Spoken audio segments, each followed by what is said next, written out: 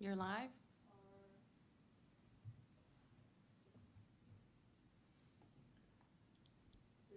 All right. Good morning, everybody. It is Tuesday, January 16th at 10 a.m., and this is the Public Safety Committee meeting, the first of 2024. I will go ahead and get started and call to order and acknowledge that the press and the public have been duly notified of this meeting in accordance with the Freedom of Information Act. And the first order of business is the election of chair and vice chair. At this time, I'll take any nominations for the office of chair. Are there any nominations? I nominate John Bogosian. Are there any other nominations? There being none, all those in favor of, Do I need to second it? not necessarily. Okay. Is there a second? I mean, if we want to. Okay. We'll go ahead and take a vote for the election of John Bogosian as the chair of the Public Safety Committee. All those in favor signify by saying aye. Aye. Any nays? All right, Chair, you can take it, and then now take nominations for the office of Vice Chair. If you don't mind speaking into the. Are there any nominations for Vice Chair? I nominate Jan Anderson. I second. Okay, any discussion? All those in favor, say aye. Aye. Opposed? All right. So it looks like we're at citizens' comments. Do we have, I assume Mr. Klaus is going to speak? Yes, we do have Mr. Klaus scheduled to speak, and Mr. Klaus, you can come up to the podium, and I will just start the clock watch and stopwatch.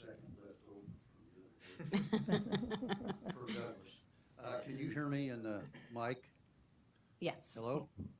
Yeah, we Yep, can hear yep, you. yep. The mic? Yeah. Yes. Okay, very good. Thank you. Al Klaus, 3 Grand Pavilion, meeting number 29 since 4/13 of 22, requesting for the 21st time to provide us written assurances regarding enforcement of Section 925BC, amplified music, requesting for the 5th time to enforce Section 925 I-12 nuisance. The Sweetgrass Inn began operations in March of 21. After a couple of months, it became apparent Sweetgrass was not a hotel. It was an event center. We struggled with the noise nuisance the event center created the entire season. We tried to work with management only to be lied to numerous times regarding what the law entitled them to do. After meeting with Mayor Pounds and Councilman Hahn, explaining our situation, we followed their directions to meet with Public Safety Committee on April 13th of 22. Totally unfamiliar with the procedures of presenting to public safety, we presented with documentation. After our presentation, I innocently asked Mrs. Anderson, Chairman, what can I do? What can you do for us? She responded, we will get back to you. Fact, we never heard back from Mrs. Anderson. Subsequently, the months rolled by, no relief from the Empire. On August 23rd of 22, out of frustration, we presented to City Council regarding our situation. Immediately, we heard from Mr. Pierce and Mr. Bogosian, later from Mr. Ward, who was out of the country at the time. Factually, in the past 14 months, the resort made a few concessions to us regarding the noise nuisance. However, our sense is they piled on in other areas as a result. Some of their events are taunting and bullying us. In the resort's efforts to dehumanize us, we experienced a number of unconscionable experiences, too numerous to recite today, but forthcoming. We were able to dispel all their false narratives and misinformation. How do we do it? With facts. FOIA requests, city documents, county documents, emails, time-stamped videos, the Randy Bell City Council archived video, phone call screenshots, New York Times health articles. The Planning Commission made a grave misstep regarding their formulation of decibels. They included the sound of the ocean and the wind in their ambient noise readings, thus increasing the proposed decibels to compensate for the ocean and wind. Residents do not need to be penalized for the sound of the ocean and wind. Finally, their recommendations were merely designed to appease commercial special interest groups, not residents. Regarding livability, the sound of the ocean and wind is arguably this island's greatest asset, one of the many reasons residents want to live here and call IOP home. Thank you. All right. Thank you. The next item is the approval of previous meetings minutes from August 1st of 2023 and September 28th of 2023. That's so proposed that we approve. Do I have a second? I wasn't there, but I'll second it. Are there any comments or changes that anyone recommends? No. Okay, all those in favor, say aye. Aye. Opposed?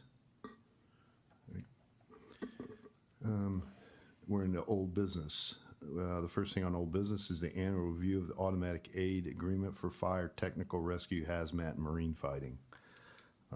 Is that going to be the chief? Yes, Fire Chief Oliverius will talk us through a very high-level annual report, answer any questions, and if there's any additional information that we'd like to see.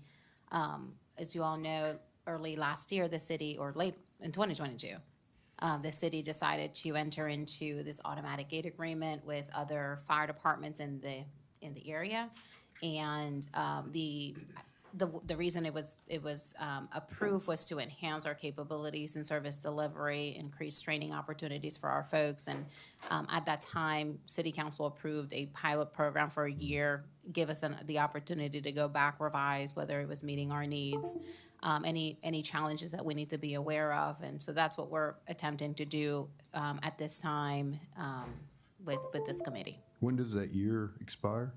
And it was end of this year. End of the year? I'm Okay. sorry, end of last year of 2023. Yeah, So January 4th was the 12-month window. all right.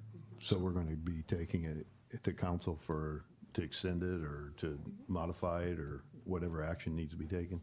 Correct. Yeah. Correct. All right. Would you like me up there? You can stay there. Okay. Yeah. So the basic, the basic premise, and we discussed this, last year, we September 27th of 2022, we had discussed that with council, and then we made the go-live date for January 4th, 2023, to take us to January 4th, 2024, to enter into an automatic aid agreement with the 6 other municipalities, North Charleston, City of Charleston, James Island, Johns Island. St. Andrews is a public service district along with James Island.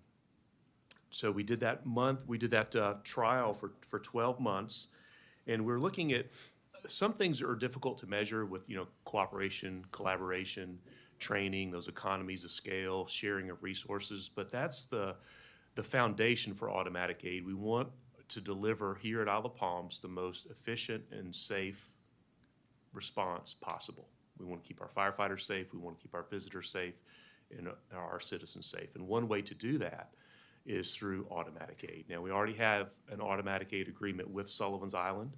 That's been in existence for quite some time. And so we included those numbers in this report. There were 27 responses to Sullivan's Island where we rendered automatic aid. But we kept all the numbers in there, and I'll show you the breakdown.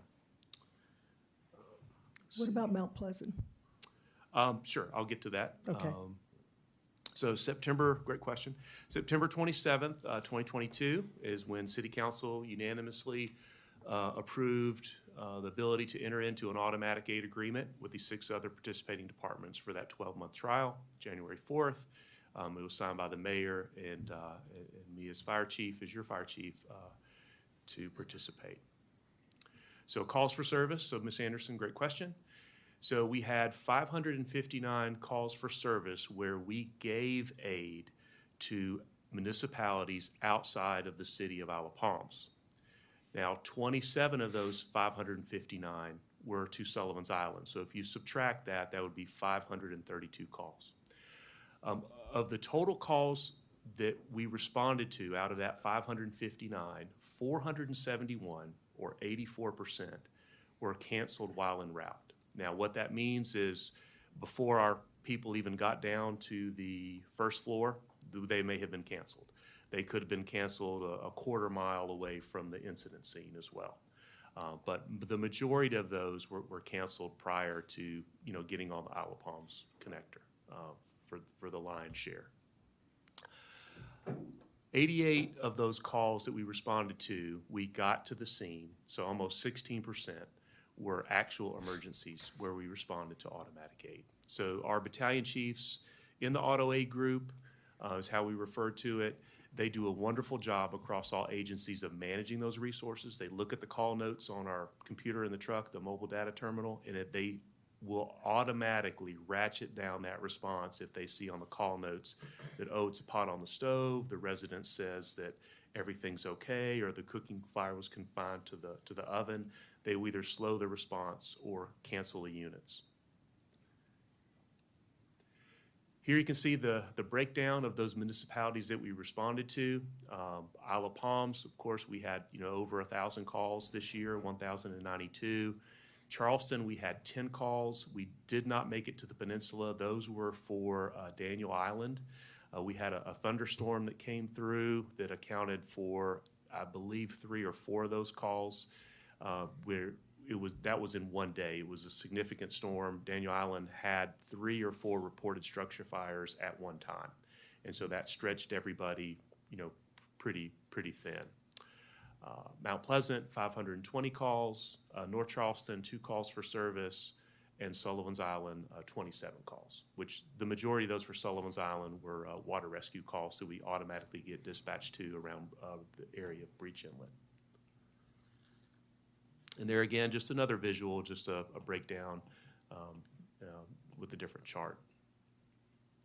But those Chief, are the same numbers. I think it would be beneficial for maybe the follow-up meeting. Can you go back? The other one? That one? Yes, do that breakdown over the 88 calls that were actually responded to. You indicated about 84% of those were canceled en route. I think it's good to understand where those calls are coming from. But of the 80, of the ones, not including the ones that were canceled en route, to do a breakdown. Which one were building fires, Yes, sir. perhaps, and Or and the location from the district. Of those 88 calls, how many were for Mount Pleasant, how many for City or Charleston, and so forth. Not including the ones that were canceled en route.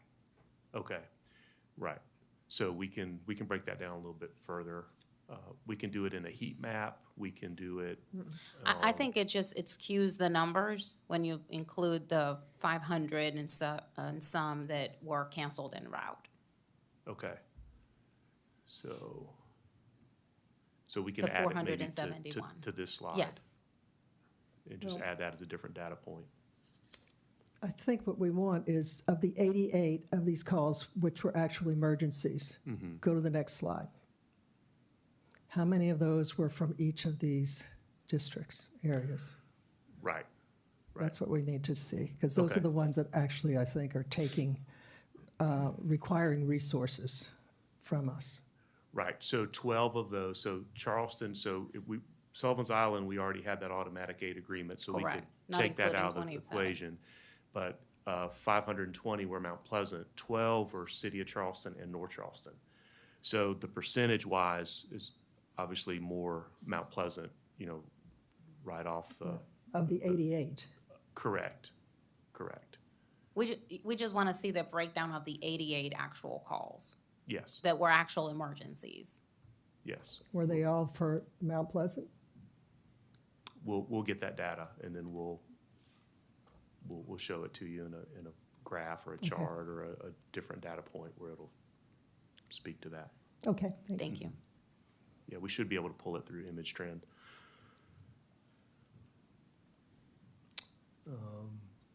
So auto aid received. So we received 272 calls for service that required assistance from outside agencies. And you'll note that the percentages are about the same as far as canceled en route. So we canceled those units coming to us to assist us 83% of the time.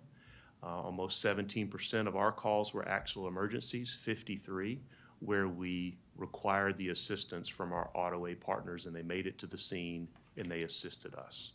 So that's pretty significant. What does not show up in this data point is, so for every fire alarm that we have on Isle of Palms, we receive an auto aid unit coming to assist us. So on one of those fire alarm calls, we had a traumatic injury to the chest with a teenager on a golf cart at the PSB. And the Mount Pleasant unit that responded, because they were closest, they have paramedics on that apparatus. They respond, the battalion chief on Isle of Palms told them to divert and to go and to render patient care at the public safety building. So that was fantastic. That's a byproduct that's hard to see in a data point. We also had a water rescue. It was dispatched as a water rescue because we had a full arrest, a cardiac arrest for a patient in a pool. And so it came out as a water rescue because of a very large individual in the pool. And so Mount Pleasant and our auto aid partners are on that, what they call it, that run card, that call type. And so they were already en route automatically. We were simultaneously working another cardiac arrest at Seaside Inn. And so that unit from Mount Pleasant was able to get there along with our police department and remove the individual from the pool and immediately render advanced life support capability. And that was automatic. Our battalion chief did not have to request those additional resources because they were automatically baked in. And so that's another example that, excuse me, that does not show up in the data. Training, so. Go back to the other slide.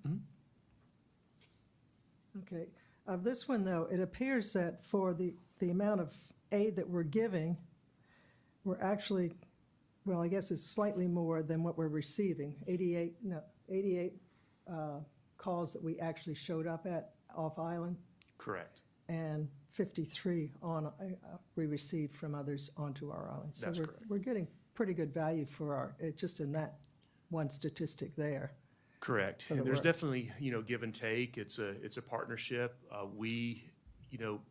The data we had in February, March, and April, Mount Pleasant had one ladder truck in service. They had some significant maintenance challenges. During that time frame, our numbers jumped up significantly. Also, December 17th, when we had the extreme flooding, Mount Pleasant lost a couple of their fire suppression units due to flooding. And because of that, our numbers from December 17th to January 4th jumped up as well. But, that could happen at any time. Next year, that may not happen at all. They do have another aerial apparatus on order. They expect to take delivery in May. So they have a reserve apparatus now that's responding, that's filling that gap. And the same would, in the future could happen to the city. Yeah. Our trucks could be down or having maintenance issues, and then they would be supplemented by the automatic aid received. Correct, and we did encounter that. We had two of our primary units that went down for service for about a week. Luckily, we had two units to bring up in their place, but if one of those units had gone down, automatic aid again would have been responding to every call for service we would have. So it's a great point.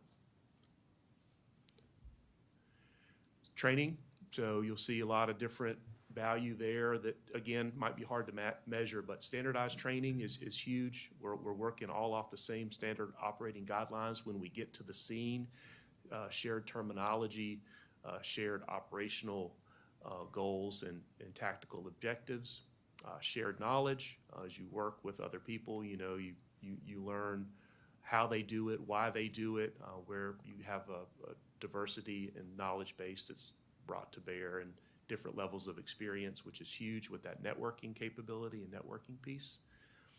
Training schedule flexibility, we're able to have our auto aid units come and cover us. For example, February 26th and 27th, 28th, we go out to do our live burns. Well, we can't hire overtime to have our people able to do that. It's financially, it's impactful for the city, but also it's difficult to hire a whole nother group of firefighters, 2/3 of our firefighters on duty. So we have our auto aid units that will cover our stations at no charge to us, so we have full coverage while our units our personnel on duty can go train. Advanced technology, there's a lot of different things that happen with operationally and administratively as our personnel are part of those work groups. So we leverage technology, we stay ahead of the curve with these other agencies who have, larger staffs, larger budget. They have other people that can do a lot of the research. We tag on to that. In fact, we hosted at the City of Isle of Palms at our training room here at Public Safety Building. We had the Auto A group review the SOGs as we update our standard operating guidelines. We chaired that. Captain Hall was part of that. He got that going. So we had all our other 6 departments coming here to Isle of Palms, networking, collaborating, cooperating on how do we make our standard operating guidelines work. And so I thought that's pretty impressive. The smallest department, everybody is coming to us, coming here, and one of our captains is facilitating and chairing that effort. So that was fantastic. Decreased costs, like I mentioned, overtime costs, we can have those apparatus come assist us. City of Charleston, Mount Pleasant, they came over and also assisted us with the public safety open house that we had for coverage. They also, we send a unit to assist them with the bridge run coverage, and on 4th of July, they reciprocate and send us a unit. And so those partnerships and those things that we ask are, a little easier when you have an automatic aid agreement in place. There's just a couple pictures. Training at the Cinnabar has been fantastic. It's a large open structure, much like our conference centers, our hotels here, our strip centers where we have, the grocery store and those other businesses. So it's great to be able to pull fire hose through there, work with these other departments, get to know people, get to know their capabilities, their equipment, to make sure when we are on a scene here on Isle of Palms, we can operate seamlessly. Those trainings happen quarterly, and those are very valuable. And special operations training, so we had 2 calls for technical rescue, which is that picture on the bottom, where we used low-angle rope rescue to remove a patient from, both had stairs that the patient was not able to ambulate, walk down. It was very difficult for us to get them down. So Mount Pleasant brought their technical rescue team over, and they assisted with both of those patient removals. We do not have the capability, we don't have the training, we don't have the equipment, but we don't have to have it. Well, we operate in an assistance mode, and we at an awareness or operations level, and they're at the technician level. So we help them set up their systems, we provide patient care, and they extricate the patient. And so that's something that is very budget and operationally friendly. We fill some of those gaps, but they do, it's very expensive to purchase that equipment and to provide that training. Your personnel have to perform at a high level because it's very technical. It's very for hazardous materials, for special operations. What we do in response to that is we're known for our water rescue. We provide the water rescue training for Mount Pleasant on our personal watercraft, our rescue swimmer, and some of our small boat operations. So we're known for that, and that's what we give them in return. They give us the hazardous materials and rope rescue. So, we both share what we're really, really passionate about and really great at. Additional benefits. Chief Curria there, you can see I was invited to speak at the City of Charleston Recruit School graduation. Just those partnerships it's just phenomenal to get us out there and out in front, and just one of those little byproducts. They asked me to come speak. I was very honored, but that probably wouldn't have happened if we weren't in the Auto A group, because we're not developing those relationships. So little things like that make a big difference. Additional benefits, we're able to meet NFPA 1710 for fireground staffing for our response to building fires. And this is huge. Now we have the ability to put 12 people on shift with hiring an additional 2 firefighter paramedics per shift. We're going through the hiring process now to hire those additional 3 personnel. But best case scenario, we would have 12 people on duty. Well, NFPA says, hey, for a single family home like a residence, even a J.C. Longhouse, you need a specific amount of people. You need a specific amount of people for a strip mall. You need a specific amount of people for, like we have at Ocean Club. That's considered a 7-story because we have the penthouse. And so you need 42 people there. You need 28 people for the strip center. We provide through Auto Aid, 21 personnel responding to that J.C. Longhouse, that residential building, through Auto Aid. If we did it just by ourselves, we would just have 12 people responding, best case scenario. And then they have the ability to add on, once you see the notes, we would like to upgrade this call to a working fire dispatcher. Could you send us another alarm? And then we automatically get those units baked in really, really quickly. And when they arrive on scene, we're all operating on the same sheet of music. And, I know Councilman Ward knows how important that is from his background in theater, love of theater. You got to operate off the same sheet of music in order to be efficient. So that's huge. Standardized operations and shared special operations, like I mentioned. It's hard for us to fund some of these specialty things where we have risk here for hazardous materials, but it's more minimal than other places. We have risk for technical rescue, but it's more minimal. And so to depend on our other partners to provide that service for us is fantastic. It also provides automatic aid, safer working conditions, because we are all, again, standardized in what we're doing. We train together. We have an increase in efficiency because those units are automatically dispatched. And NFPA wants you to get the balance of the alarm there for those low and medium hazard occupancies within 8 minutes. And in order to do that, if it's automatically dispatched, that's so much quicker than the battalion chief saying, hey, to dispatch, could you contact the battalion chief in the city of Charleston and Mount Pleasant and North Charleston and have them each send an additional engine? And so then dispatch would reach out to each municipality's battalion chief and say, hey, Isle of Palms is requesting this, and can you send it? No, we can't. Okay, which one? Or yes, you can. Which one do you want to send? Okay, send engine 201 or engine, 101. And that time frame grows longer and longer, and we're waiting on those units. So with these units through automatic aid being automatically dispatched, it's the flip of a switch and it happens in the dispatch center. So that's really great for us. And then the possibility for cost sharing, again, we talked about those opportunities.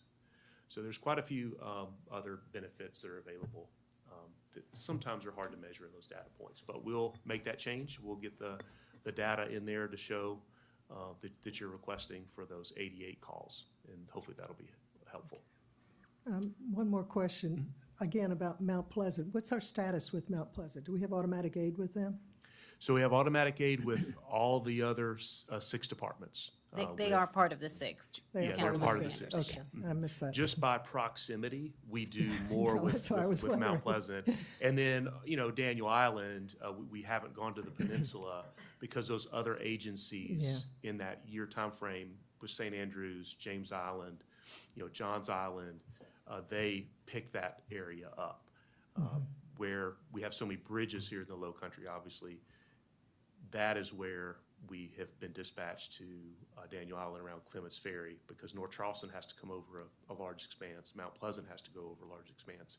And again, most of those calls were in that thunderstorm where Daniel Island had 4 or 5 structure fires at one time. Okay, and one more question. The MFPA standards, is there any savings directly with that in terms of risk, cost, or anything like that to the city that we save by meeting those standards? No cost savings directly. It is something that if we wanted to meet NFPA as a city, then we would have to hire, we'd have to buy the capital, we'd have to create the fire station, buy the land, build the station, That's buy the savings. apparatus, Oh, that's fund, savings. fund the people, fund the personnel. And so, for us, if we wanted to operate independently, that would be a very large ask, and the city budget would not be able to support that. Now, as time goes on, we're going to continue to monitor response times, the needs of the city, work with, Wild Dunes. That is an area that is, a little north of Station 2, and monitor our response times, talk to those stakeholders, talk to our citizens, and down the road, maybe infrastructure's added down there in 5, 10, 15 years, maybe it never happens. But with our increase in staffing that we've had per shift, that was huge for us, and the paramedic program was huge for our service delivery. And so automatic aid is another piece. So between those two things, we're able to deliver, a great level of customer service. But we're going to continue to monitor to see our needs moving forward. Great, thanks. Chief, how does the department feel about this? Is this something that they like and would encourage us to continue with? So there's feedback, both ways. A lot of people have really enjoyed the joint training. What has been different for our personnel is the workload. Even though you get dispatched and canceled en route, you're still maybe getting up out of bed, you're walking down the stairs, you're thinking about that call, and then you're like, oh man, we got canceled again. So that is more workload on our personnel. And so that has been something that we're, talking with them about, working with the battalion chiefs in Mount Pleasant, working with the battalion chiefs in the city of Charleston, North Charleston, and they are trying to cancel as soon as they can based upon the information that they have. As they operate under new standard operating procedures, we'll evaluate those moving forward. Chief Hathaway's part of the operations chiefs meetings. They meet I think every Monday or Tuesday. They have a conference call at 8:30, and all our battalion chiefs meet at 8 o'clock virtually on a conference call every shift. So our people have, they have a higher workload, and some people that's been difficult. But overall, the response has been positive. Overall, they really appreciate having that unit coming for a fire alarm from an auto aid piece to provide coverage for us. It's automatically baked in, so we can divert them, or we can cancel them, or we can have them respond to the alarm. But it's a great question. Yeah, some people are like, "Hey, this is a lot," and it is. We have increased our call volume, but what we get from it is much greater than what we're giving because of all those networking opportunities and all those response capabilities. And I'm glad you asked that. I spent last month in December, spent some time with each shift and had lunch, and that was one of the questions I asked and wanted to hear from them, and overall positive response. I think they really appreciate the training opportunities and just working with other people and seeing, how they do things and how they can elevate the way that, they respond to services here. But overall, very positive response. Some folks felt like maybe they didn't have enough time to get ready to get into the automatic aid, and wish maybe they had a little bit more time. That was really the only negative feedback that not negative, but sort of a something to consider. But I think overall, people are really glad that they're being exposed and having that experience. And not that cost is a sole or even driving factor in this at all, but do we have any idea in the net difference in cost? Is it a net positive for us? Is it net negative for us? We have not analyzed that yet. So I assume what you're asking for is to continue this. What are we asking for council to continue for another year? Continue for? Is this an annual thing that we'll look at, or what are we looking for? It's not supposed to be. I mean, I think the city has the ability to pull out of the agreement if it wanted to. I think that just some acknowledgement and a recommendation to continue the automatic aid agreement as we have this past year would be the recommendation. We would not need to sign another agreement or anything like that. We'll just continue it. But just, I think we wanted to have the opportunity to review, how it worked. Was it good? Was it bad? And give us an opportunity to pivot. And we're certainly happy with how it's performed. It's only been a year, but definitely think that it would be our recommendation that we maintain it. Okay. I just have one more piece of information I'd like for you to maybe bring back to the next meeting, and that is in terms of workload. You respond to roughly 1,000 calls a year or something like that, which averages 3 a day. With 2 stations, that sounds like it's not too much, but what's the peak during the summer, which is obviously when we'd have more than this time of year? So that'll give us an idea of it, I think, what you're experiencing as workload during those times. Yes, and again, even you see that number, 500 times, or 520, we went into, for example, Mount Pleasant, where we were dispatched, but 83% of those we were dispatched and canceled en route. Yeah, So what I'm speaking to is, definitely what Mr. Bogosian, Councilman Bogosian mentioned is like, how do our people feel? And that was one of the things that were like, hey, we weren't used to that. Now I think we're getting used to it. Our battalion chiefs are learning how to manage those resources with the battalion chief in that area wherever they might be responding to. And so that open line of communication, that real-time decision-making, because you can put any kind of system in place, but you have to have great people to make that system function at its, top level. But yeah, absolutely. I mean, it's definitely more, but when you look at it, we're getting those 88 times to the scene, and we're working when we're there those 88 times. We might be there 2 hours, we might be there 2 minutes. But we got to the scene and we were actively working on those 88 times. okay, thanks. All right, any other comments or questions? All right, Is there a recommendation from the committee, or would you like any additional information? I know we asked for the breakdown of the actual emergencies. I mean, are you asking for some direction from this committee? Yeah, if the I mean, I committee, feel if the like- committee feels yeah. comfortable making a recommendation that we continue, within, in the automatic aid agreement, then it's something that we can bring to council. Well, I think what the chief and what you're saying is this is something that's been beneficial and that we should continue. And I mean, I personally think that we should, continue on with it and take it to council as a recommendation to continue on. But others on the committee should weigh in as well. I agree. It's definitely to our benefit to have those resources that we're off island that we have that can help to aid us.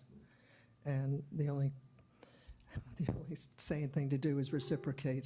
And so I think automatic aid is just for peace of mind, if nothing else. And we seem to be benefiting more or less financially as well.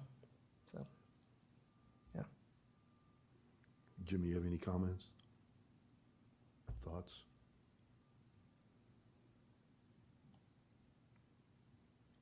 I'll take that as no. All right, should we move on to the next item? Sure. All right. So are we Would we're you, recommending? yeah, I think that, Yeah. did you make it in a form of a recommendation, formal Yeah. recommendation? All right, I make a motion that we recommend to council to continue on with the automatic aid agreement that we have in place. I second that.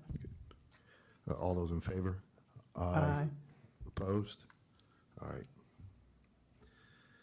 Discussion, consideration of changes to the noise ordinance. I personally am not prepared to do any consideration other than, but I would like at this point to have at least a recap of where we are. This has been a long discussed and item. It's gone many different directions, but I'm not even sure I understand what version we have in front of us or what part of the packet. Is that what came from the Planning Commission? Is Yes. that what the latest? Yes, sir. And kind of your opinion of kind of where we are Yeah. and where we've been with this thing. So from a very high level, I'll just give a timeline, and then I've asked Douglas to come in and speak a little bit more detail into the changes that the Planning Commission recommended to the version that we brought to them.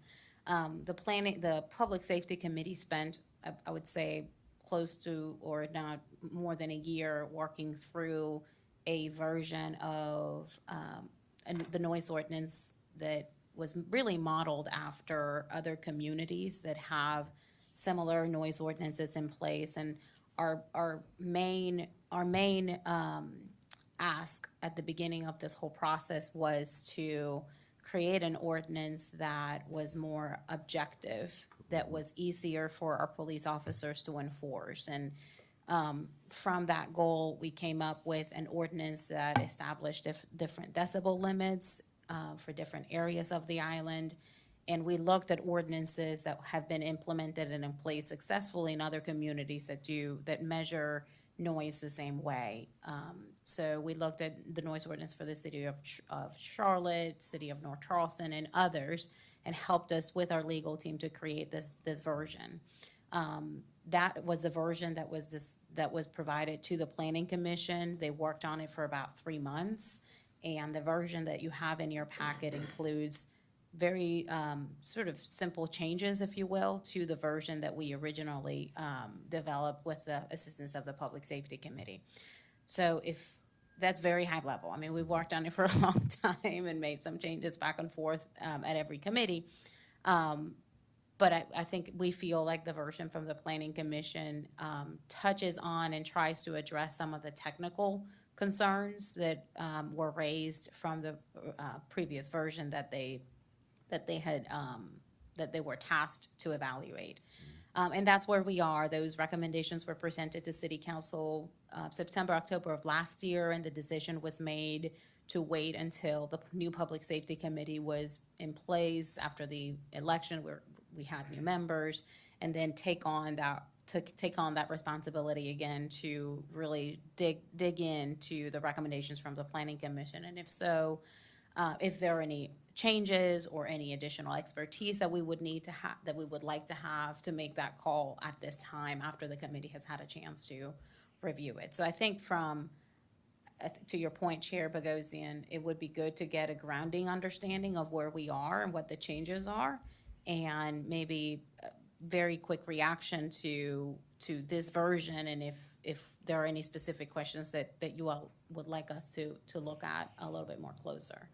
But I don't think we're looking for a full recommendation yet from the Planning Commission. One thing that we are working on is scheduling our first quarterly meeting with our businesses. Yeah. We've been doing that for a few years, and would like to get that scheduled for this first quarter and talk to them specifically about the noise ordinance as well, and just make sure that they understand, and if there's any concerns that we need to take into consideration as we continue to refine it before an ordinance is in place. Yeah, my recommendation is we get a grounding, as you said. I'll ask any questions that we have on it, and then really put this on the agenda for the next meeting, that we can really dig in and get some direction on this thing. Okay, you want to, ready for Planning Commission's recommendations? And Doug, they're done talking about this, right? They are. They've handed it off. Yes, Correct. they've Yeah. handed it off. They've recommended that you will consider this version that's in your packet. Yeah. So as Desiree mentioned, they, and I'll speak about the Planning Commission, but I'll just say that the majority of that work was really led by David Cohen, who worked specifically with the Navy on sound levels inside submarines. So his job, part of his career was kind of hunting down noises within submarines and being sure that they were at a safe level, at a good level. So he has a very good kind of background on the technical aspects of noise measurement and sound. Part of what really brought his comments to the forefront was what he felt like the starting version of this ordinance, he could kind of read between the lines that it had been cobbled together through various different cities over time. Kind of like the city of Greenville would take this section, another city would take this section, they'd put them together. So he was saying that a lot of the technical references didn't belong together. So it's kind of picking and choosing different technical aspects of sound and putting them together where they shouldn't have been. So the first initial part of those changes really deal with that aspect, just kind of cleaning up. The other major part of what they did was really studied how sound kind of compounded on top of each other. So there was, and the Planning Commission had an exhibit where they had multiple sound sources in the back of the room with decibel readings in the front of the room. And they kind of started at 0 and kind of ramped their way up through these various decibel ratings. And they had the sound of kind of the ocean at a steady, and then they built on top of that music, talking, and all of that to really see how the noises built upon each other. And something that they concluded, and this is kind of throughout this recommendation, is that the primary objectionable noises that they felt like could be identified were speech and music. So in all of, kind of throughout all of these decibel ratings, they have suggested if the primary source of the noise is speech or music, which they think are probably the most disturbing, you have to take 5 decibels off of the maximum. So to give you an example of that, and I'll just go to number 2 in our list of maximum decibel levels in C2. The original ordinance had a 75 decibel reading level for commercial establishments. That's still in there as 75, but then you have to take 5 off if it's music or speech, so it would be 70. So in practice, if an officer shows up with his noise meter and he identifies that it's a party, then the maximum is going to be 70. If he shows up and it's an AC system, it's a delivery truck, it's a construction project, it's a power washer, something other than noise or music or voice, it's going to be 75. There's kind of 2 built-in levels depending on the source of noise. And we're looking at page 4 of the noise ordinance. It Page is 12 of the packet. page 12 of the packet. It's being displayed in the TV, but if anybody's watching, just want to alert. And that was, we had originally set that, well, 2 different ways. General commercial was 75 decibels, That's correct. and the Front Beach area was set at 85 decibels. That's correct. So they So- reduced it really to 70. So the effects of, and I'll just kind of go through these as they're in the packet, but they increased residential noise from 60 to 70. But remember, there's a built-in reduction of 5, and this is all these are daytime hours. So really, that would be 65 for speech and music in the residential areas. Commercial areas was 75. They left it at 75, but then there is this reduction down to 70, so it really has a net decrease for commercial areas. You then have the GC2 area, which is the Front Beach commercial area. That was at 85. If it's music, which we know the source of music, the source of noise generally in the commercial area is music and speech. Okay, so It got increased to 90, but then there's this automatic decrease for 5, so that kind of stays the same. That would really be 85 if it's speech or music. And then probably one of the more meaningful ones here, and I'll just bring your attention to it, is nighttime was 55. They've left it at 55, so that means that really is a net decrease to 50 for nighttime hours. So from my perspective, they tried to keep everything generally the same, but they've reduced it a little bit in commercial districts, and they've reduced it a little bit in nighttime by 5 decibels if it's speech or music. And the times changed, right? So that the times, yes, the times did change to be earlier in the morning for basically daytime is now gonna start at 7 a.m. instead of 10 a.m. And I'm gonna show a graphic, and this is this is kind of, I think, from my perspective, captures a lot of what they were wrestling with when they were analyzing this. This is a noise meter, so part of their work too was to take 24-hour measurements adjacent, and this is adjacent to The pool. the Sweetgrass Inn. That's the Sweetgrass Inn, correct? Yes. And this is kind of this is a Thursday afternoon, and this is a picture of about 24 hours that you'll see.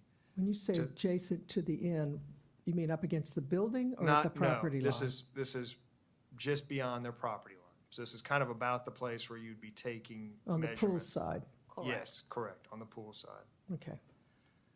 So what this shows is, and this is kind of what they talked about, if you look at the time frame, already at 9 o'clock in the morning, they're kind of in the 60s, approaching 70, and by 9, they are over 70 decibels at 9 a.m. On into Friday. Everybody seeing that? So this line is 70 decibels. This black line is the average decibel rating for, and there's a way of computing that, but I think they take kind of 30 seconds of noise, average it out. This gray is showing peaks, so you might have had somebody clap their hand. That would get a peak up here. Then it would be a silent section, that would be a lull here, but the black line is the average, which is what they would be enforcing for. And you can see by 8 o'clock in the morning, they would already be exceeding their noise rating. If you're allowed to have only 70, so that's telling you that just their kind of HVAC systems, probably delivery trucks, those type things, those are right at 70 already.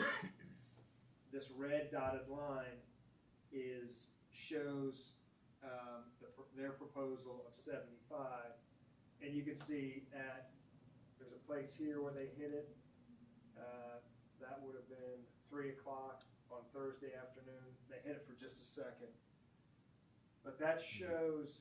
The other thing that's kind of interesting about this, that really in the middle of the night, so this is 2, 3 a.m., they're already above 60.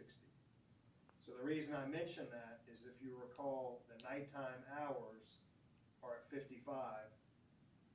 So they're gonna kind of stay in excess or right at the limit all night.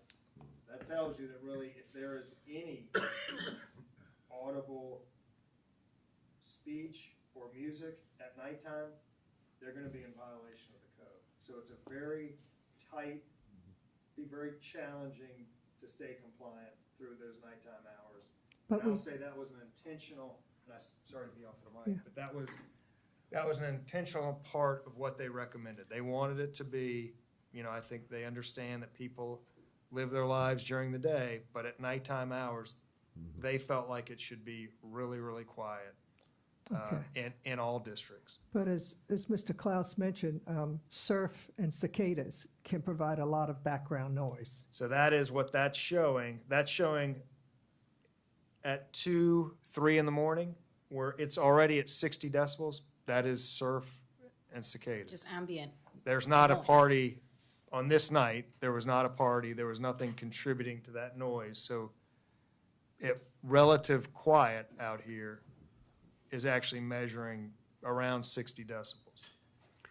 And do we have the meters that does the averages that they're suggesting in this? Yeah.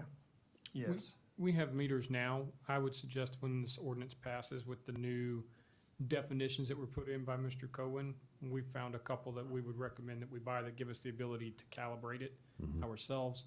It's minimal, we're looking about $400, $500 for one set that does the calibration and everything.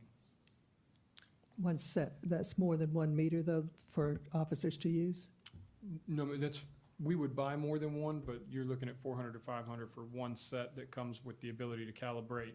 It comes with the calibration device and the noise reading device in one box. And can you get more noise readers that would be, Correct. We'd buy from the Less. same company that we can use the same calibration machine yes, to make sure that we keep them calibrated. okay.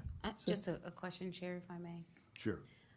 Chief, before we move on from the decibel recommendations, seems like a pretty simple math exercise when people are responding to a call to determine whether the noise is being generated by music or speech, and then looking at the code and deducting 5 seems complicated to me from as simple as it, we can talk about it in practical terms.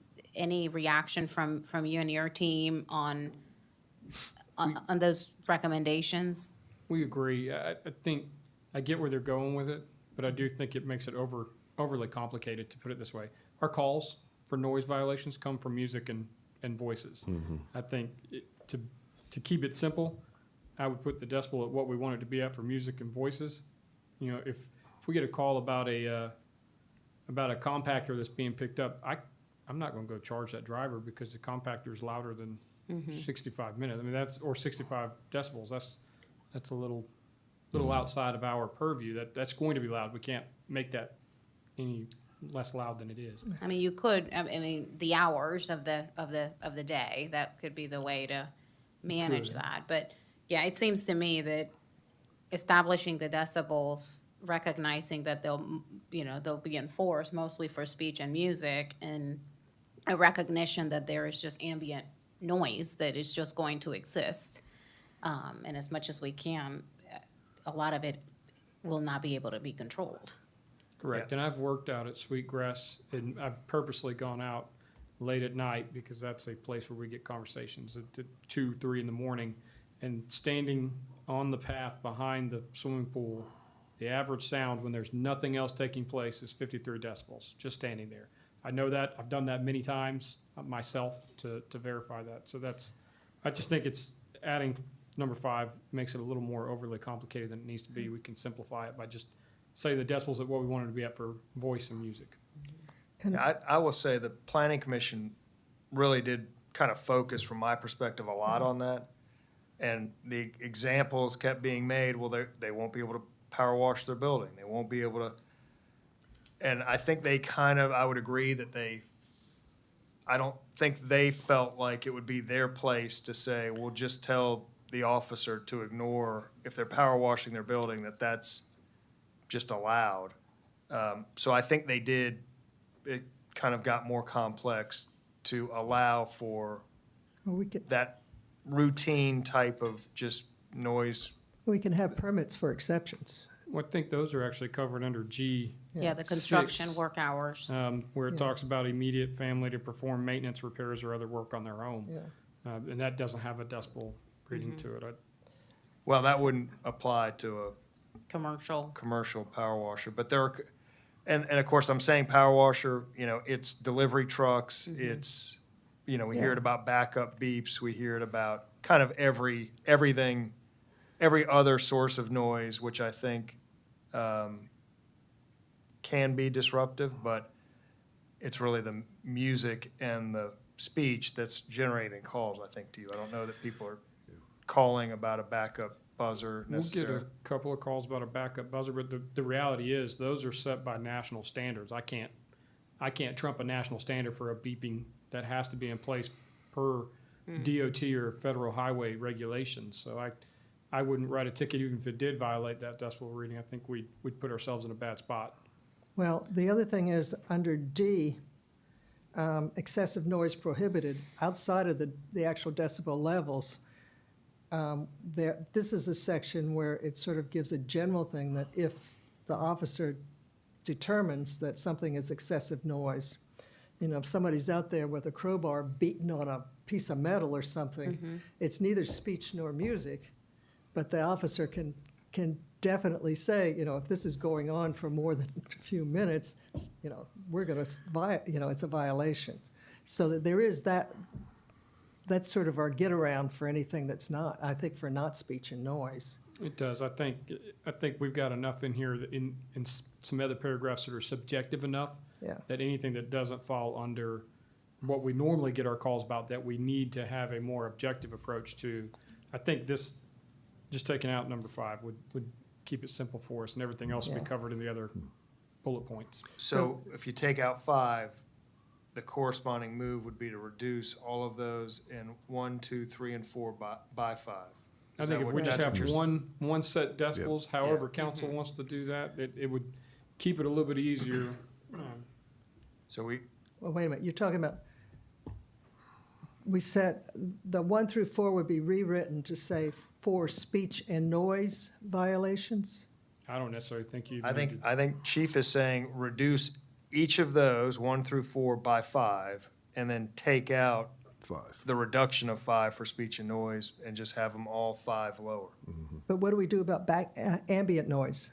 That's the weakness of that, but I think Chief is saying it just makes it too complex, and which is what the planning commission was wrestling with. Yeah, Well, and I think just recognizing and looking at what the calls that we're getting for excessive noise or just noise complaints are not due to the cicadas or the surf. It's not ambient noise. It's usually people talking loud or having some amplified noise, but if music. someone does complain and there is a violation because of ambient noise, would it still be a legitimate complaint?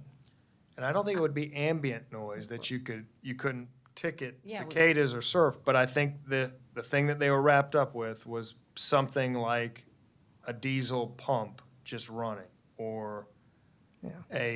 An AC unit. an AC unit Or a kind of generator. spinning, a generator, so not necessarily ambient, but noise that's getting generated that's not speech or speech or music. If we make that change, that kind of precision of the ordinance will fall out, but it sounds like he'll pick up some usability, and it'll be more user-friendly if we do that. Because most of those things are out of anybody's control. You know, if your AC is running so loud that it's causing issues, then it's probably broken, and I would assume you're calling somebody to get it fixed. You know, so that's not something they could go out there and just say, hey, it's July and 97 degrees outside, I'm just gonna turn my air conditioner off Yeah. because I'm making my neighbors upset with the noise. That's not something we would ask them to do. We just Okay. tell them to fix it. Can I ask another more practical question? I believe in here it says you're taking these measurements at the complainant's property. So we have this number 2 in here about commercial establishments. So at 70, well, proposed to be 70 decibels, I guess. But if a homeowner is complaining about some noise coming from a commercial property, does that mean that we're raising that homeowner in that area to 75? Correct. Or is this If meant the to be- source yeah. of, if the source of the noise is a commercial establishment, that's what they would use to make the measurement. That's the level that they would be measuring against.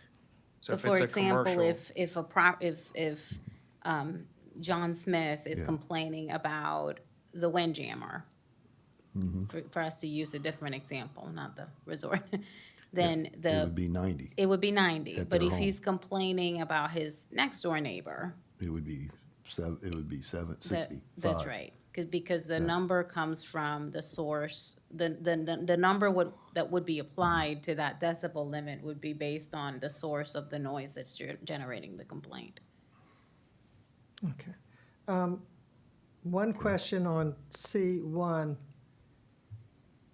All right, C1 would go to 65, that's fine. C2, for commercial establishments not in GC2. Okay? We had spent a lot of time in the previous committee setting that at deciding that 75 would be reasonable for general commercial areas, you know, the Islander 71, the shopping center, The boathouse. boathouse, and the resort. Under this ordinance, the way it's written now, it would be dropped to 70. Okay. The way we've just revised it and the way the planning commission has recommended it, if it's noise and music, if it's music and speech, it would be down to 70, which Yeah. is, Okay. My feeling is that 75 would be a more reasonable level for commercial areas. 70 would be a little bit more difficult to enforce. And that, I mean, that kind of gets back to the graph that's now up there. Just in the course of an average Thursday, they were pinging, I mean, if you count that 24 hours, it looks like they probably peaked above 75, 6, 7, 8 times. I mean, I'm sorry, they went above 70, 6, 7, or 8 times. And that's without an event. And that's without an event. And it is, yeah. And an Douglas, event venue.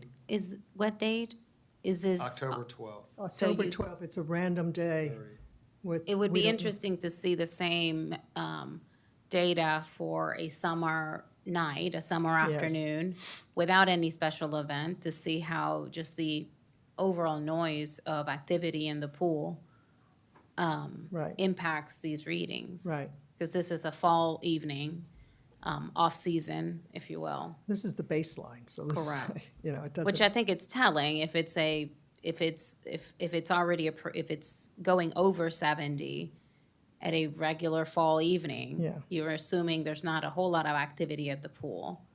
What would it do, a Friday afternoon in July? I would think that even without any noise, that those decibels would be triggered over 70 more often. do we still have the noise meter Mm-hmm. out there? John, I don't know whether you know about that, but there is a permanent noise meter outside the Sweetgrass Inn on the, Who monitors it? We do. Oh, you do? It was Okay. installed by the city. so we can get this kind of information for any date. Well, Because if you we've recorded If you it. bring that in for the, when we, next meeting, maybe we look at that. We can have, yeah, and I know that we've taken them, and they do roll off eventually. I can't remember how far back we can go in time, but we do have those snapshots of event evenings as well. We'd like to see This them. is kind of a normal evening, but we have it, and it stayed above 75 for the duration of a louder event. So we have examples of that too. Is there any other things that we should highlight in this before? Like I said, I think that the best thing here is just make sure we understand it for the committee to go off and think about it between now and the next meeting, but come in the next meeting prepared to really dig into this thing and make some decisions. Well, we can make, it sounds like there's consensus to, as Chief suggests, take out 5, reduce everything by 5 to Yeah. simplify it a bit. And then we could give you more just examples of summer. I'm hoping that there's still a log of summer days. I think there is. And then maybe some event examples that we could give to you, some sound levels. I would like it to be either, we were still undecided on the commercial areas outside of GC2, whether it be Yes. 70 or 75. Yeah, so our only meter is in that. So we actually can't give you that type of data in other places. Only give it to you for commercial areas. But the Marina Restaurant has its own noise The agreement, correct? yeah. Well, they have a noise control agreement, but it follows the ordinance and the changes in the code. So Okay. they don't have any more leeway, if you will. So if we change this agreement, then it automatically would change their Correct. agreement The- by the- reference of this agreement in their agreement. That's right. I think Okay. the basis of that agreement is once a complaint is issued, it gives us the flexibility to contact the on-site manager, and they have an amount of time before taking corrective action before we can come back and have to issue a citation. So they don't have any special provisions that they are able to exceed a noise level than any other area on the island. Okay. And one last thing I'd like for you to clarify is for violations, what the penalties will be. I do not want to have a noise ordinance which puts commercial entities out of business. I want a noise ordinance that will make commercial and residential entities comply and be a good neighbor for our community. But my intention personally is not to put anybody out of business by this. So what are the penalties for violations? So they're listed on page 15 or page 8 of the actual ordinances, H and I, section H and I. Violations reads, any person who violates any provision of this section shall be fined not more than $500 or imprisoned for not more than 30 days. However, no penalty shall exceed the penalty provided by state law for similar offenses. A separate offense shall be deemed committed on each day that a violation occurs.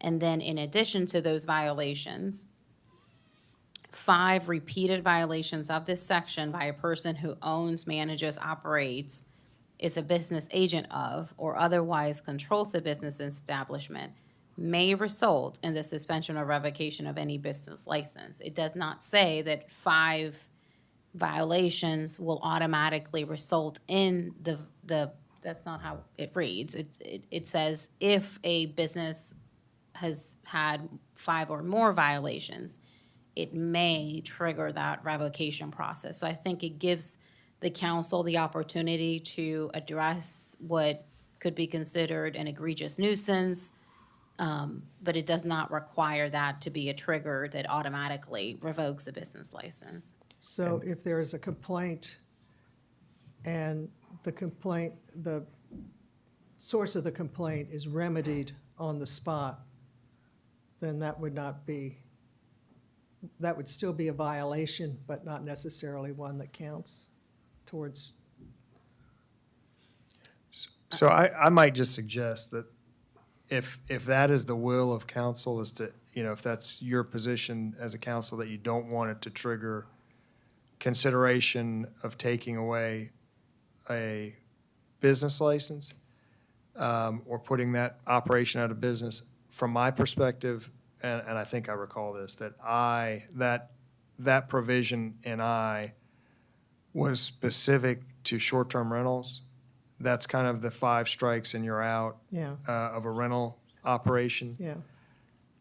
But I mean, it's in there it doesn't say that currently, but if that is the intent, and that's the will of council, I think we could rework I to specify that 5 violations of a short-term rental or a residential property will trigger revocation or suspension, but carve out the commercial, that's not the intention of commercial operations.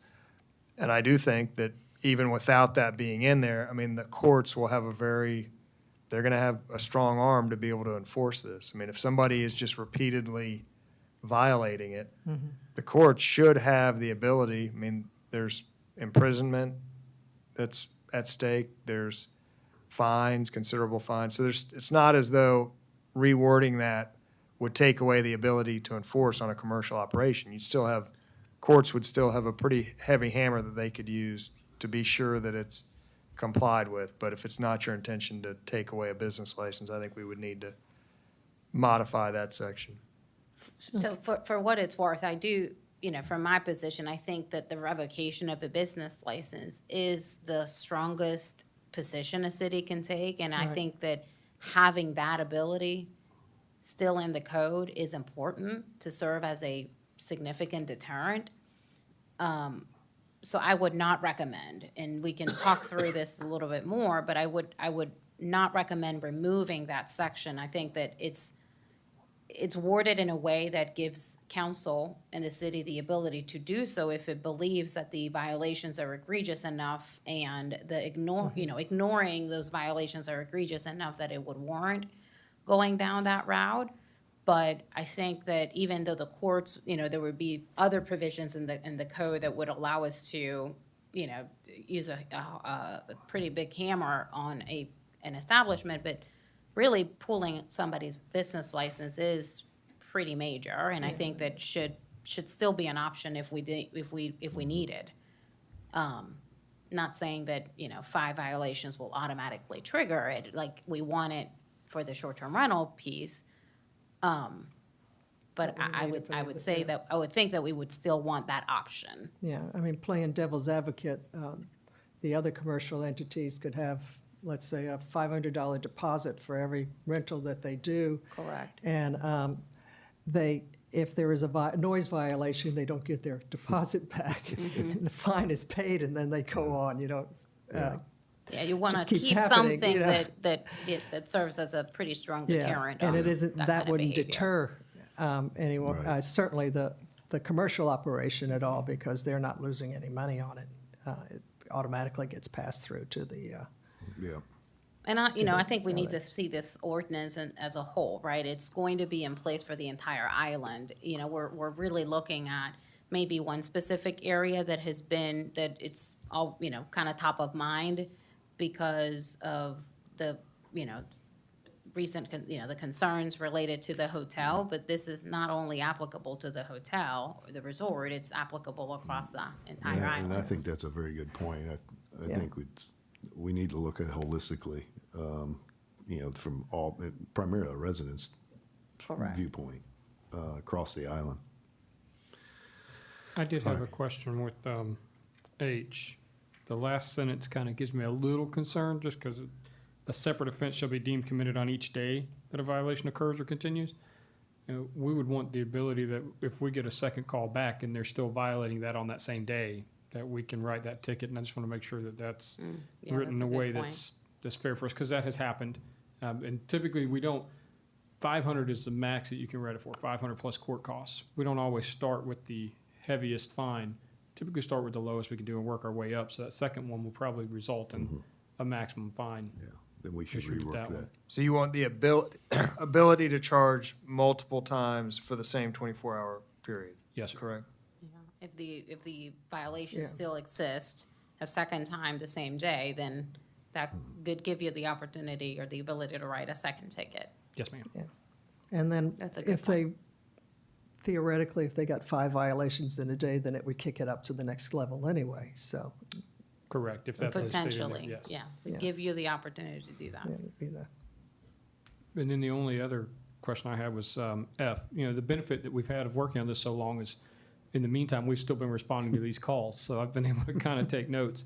F is the no employee of any business acting within the scope of his or her employment shall be liable for violation of this section. The issue we have with that is, very rarely is an owner on site when somebody's making noise.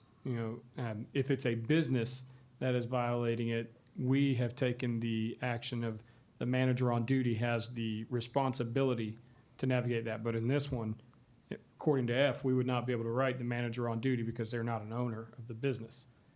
And sometimes your business owners are nowhere in the state of South Carolina, which makes serving a citation on them a little more complicated to get them here in our court. So I don't know how we reword that, but to somebody who has management of an event or an incident causing the noise, I don't know how we word that. That's people much smarter than me that can come up with that, but just to know. So, well, on a short-term rental, somebody's making a noise, who gets the ticket? Whoever's occupying Whoever's that- renting it, renting yes, sir. home. But the violation counts against that property. That property, right. So this would be more specific to a business than what you're saying. So whoever's managing that business should get, they get Correct. the ticket, they Yeah. accept the ticket on behalf of whoever you're writing it to. Well, we have to write it to a To a person, so person? we'd write it to Oh. that the person manager. there. Okay, And whoever's in charge is what we have typically done.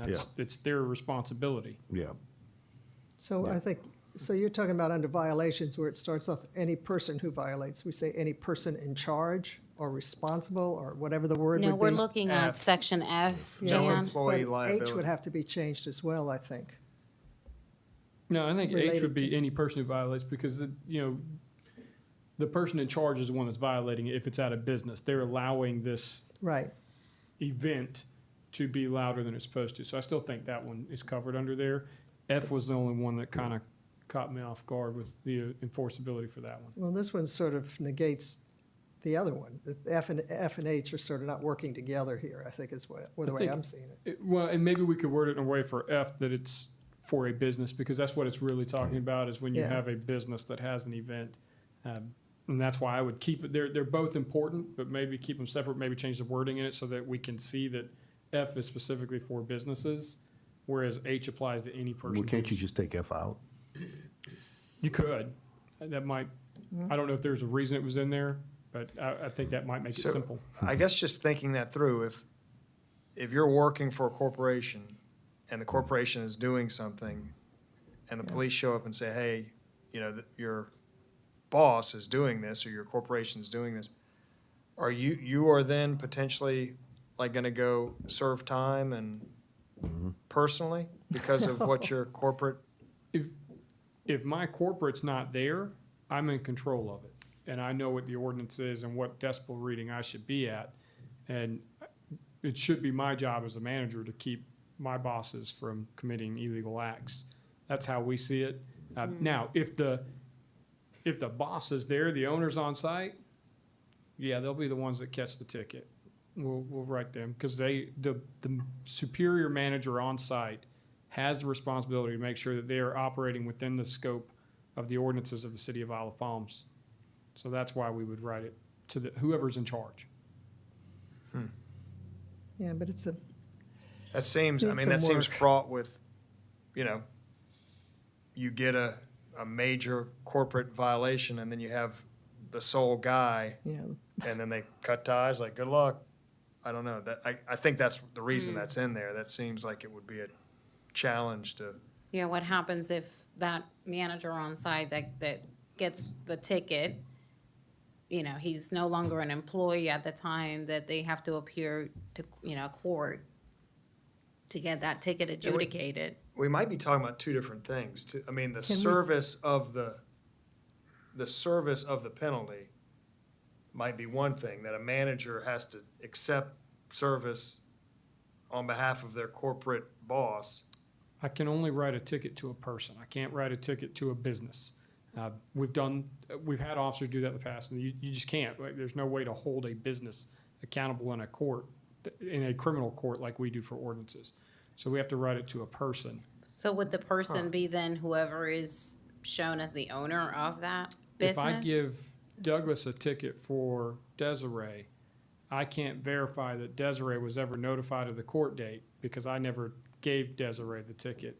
And therefore, if they don't show up, I can't try them in their absence. We can't do a trial in essence because they were never notified of their court date. So I have to be able to give them their ticket for them to actually be notified of a hearing that's to take place in court. I think we need our legal advice on this, so can you research it and get Yep. back to us? Sure.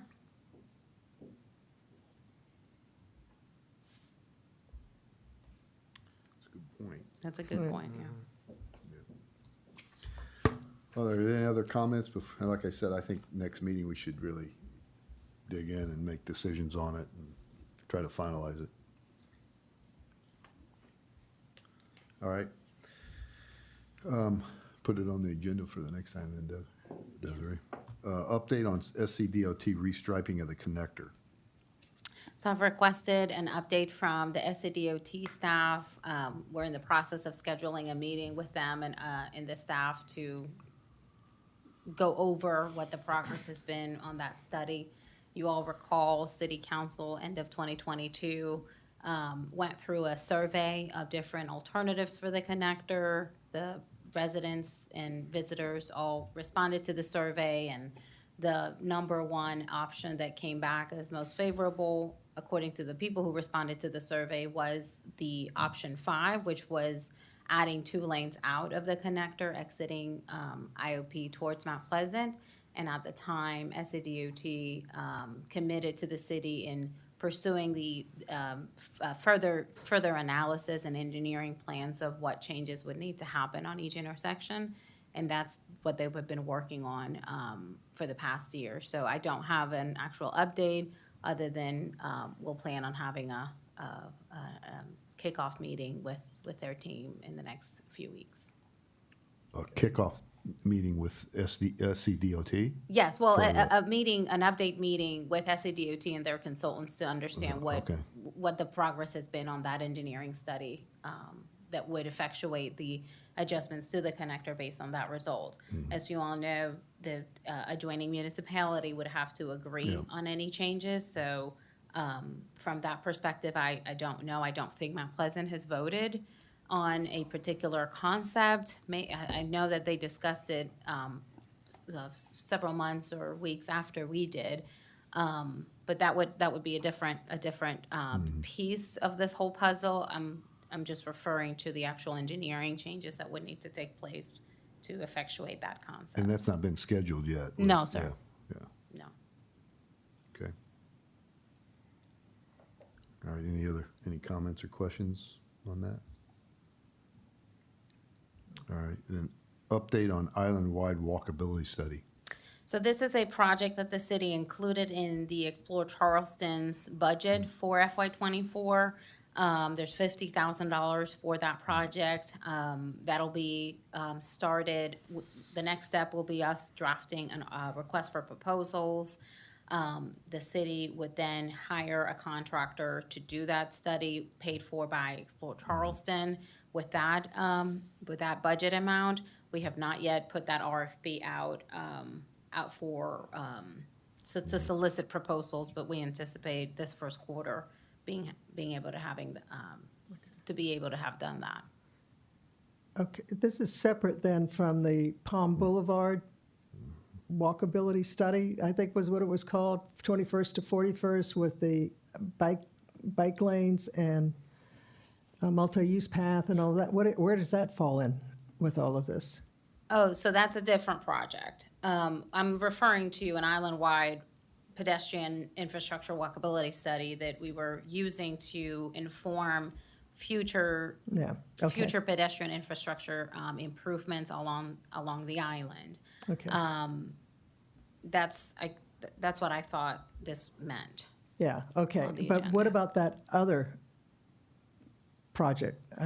I don't understand how that falls into, It would be connected. I mean, the project that you're referring to is SCDOT agreed to fund a study and the development of concepts for improvements to Palm Boulevard Okay. between 21st and 41st, with the goal of adding pedestrian infrastructure there, bicycle infrastructure. They have completed that piece. They've provided to the city different alternatives and concepts. okay, And the goal was to understand what could be done if we were to utilize the entire 100-foot right-of-way that we have on Palm Boulevard. Those concepts have been provided to the city. I think the next step would be for us to revise them, review them, pros and cons of each. And I would think that we would want to provide some type of public comment option for those and get feedback from the community. We have not yet, that was provided at the end of the year. That has not yet been discussed sort of in public with council. That would be the next step. okay. And you need to find out from SCDOT when they're ready to present to us? Yes. Okay. And I'm interested in that because if it is sponsored by SCDOT, then it could become part of their work program going forward and be more likely to gain funding. So that's what I'm looking for there. The other one, though, is island-wide, which could be an expansion. You could think of it almost as an expansion then of this one on Palm Boulevard. Correct, and it would include, our commercial district, and Yeah. how do we connect the entire island in a way that makes it feasible Excellent. for people to walk Excellent, safely. yeah, so that we have a master plan for going forward. Thank you. You're welcome. All right, under new business, discussion of policy initiatives and projects for the committee to pursue in '24. I think we've mentioned a few of them here already, with certainly noise and livability policies are something that's high, I think, on the priorities. This Palm Boulevard redesign, the connector, this walkability study. Are there any others that anybody has that we should put on our list? Well, we need to monitor the parking management program that we're planning on putting in and look for ways that we can improve our parking conditions on the island. I have one Yep, yep. that I would like for the committee to tackle on, along with staff this year. We mentioned it briefly when we were looking at the violation sections of the noise ordinance, and the section that was added mostly intended to address short-term rental violations. And we made some changes about 2 years ago, I believe, where it was decided that 5 founded complaints may trigger the revocation of a short-term rental business license. That's what we have been operating under, the 5 founded complaints, regardless of whether a ticket or a warning was issued. If it was deemed by the officer as a real complaint, then it would be listed on that property, and once 5 founded violations would be coded, it may trigger the revocation of that license. I have seen other ordinances that give that section a little bit more meat and more direction, because we always get the question, well, a garbage can, let's say somebody forgot to pull their garbage can in after service, that is a violation of a livability ordinance that we have. Is the intention that, let's say, within a year, that property forgets to do that 5 times, they get 5 founded violations, is the intention that then the city would be revoking that short-term rental license because of those 5 violations? So I don't have the answer to that, and we struggle with how to interpret that ordinance, and should there be different degrees of violations that would trigger that revocation of a short-term rental license? I think that section would need a little bit more work to make it iron tight in the event that we do decide to pursue triggering that license revocation. I guess back to Councilmember Anderson's point, is the intention that 5 noise violations, whether they're generated a ticket or not, is enough to trigger a large commercial establishment not, losing their business license? I don't think we've answered that question, and I think that the short-term rental piece is one that would benefit from a little bit more discussion and some more concrete guidelines and steps for us to follow of what would trigger that revocation, knowing that, if we are pursuing taking a short-term rental license from a property that is very profitable, that is going to generate a legal fight, and we just want to make sure that the city is in solid legal ground to be able to do so. And I don't think that, I think it could benefit from more work. Agree. Okay. Can we put it on the Yeah. Yes. list? Is there anything that the chiefs have that, You want us to do? I know that we're, finishing up our strategic plan, our 5-year strategic plan, and that may be in around the March timeframe that we would get that to y'all to consider and review. But we would like council to adopt that plan, and of course, public safety, we would need to run it through y'all first before we take it to them. So.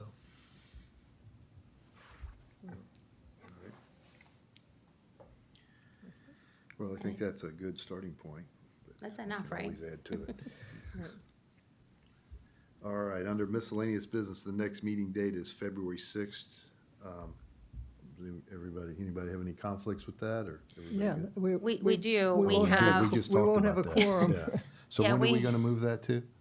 Well, we can discuss that. So February 6th would fall on the schedule we all agree, the committee agreed to, first Tuesday of the month at, I think it would need to be at 11. Can we just move it to Thursday that week? But we could move it to the 8th, Yeah. if that works. Does that work for everybody? At 11? February 8th? Yeah. Yes. No, I'll be out of town.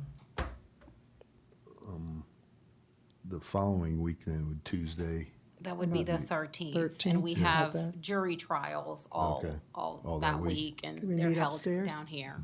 Can we meet upstairs? We don't have live stream capabilities upstairs. so that week is out? Yes. Can we just audio tape it? Is that allowed? We can record it.